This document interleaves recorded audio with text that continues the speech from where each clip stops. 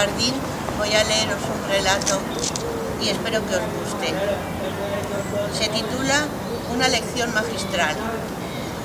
Todos los días Manolo, jubilado desde hace tiempo, se sentaba en el mismo banco del parque a pasar las horas y echar de comer a las palomas el pan duro sobrante. A esa misma hora, una niña sacaba de paseo a diario a su perro Silbo.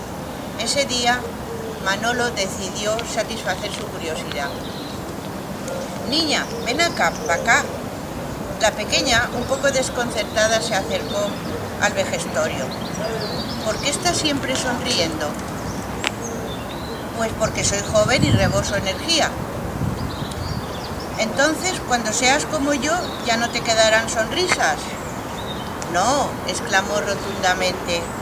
«Cuando sea mayor como usted, estaré tan cerca de la muerte que sonreiré con más ahínco si cabe, porque habré pasado montones de años rebosando energía». El abuelo se alejó a ritmo de bastón, pensando en la lección que le acababa de dar esa chiquilla sin darse cuenta. Al menos ella podrá recordar este momento cuando los años pasen. Yo no lo tuve, pero hoy me voy sonriendo.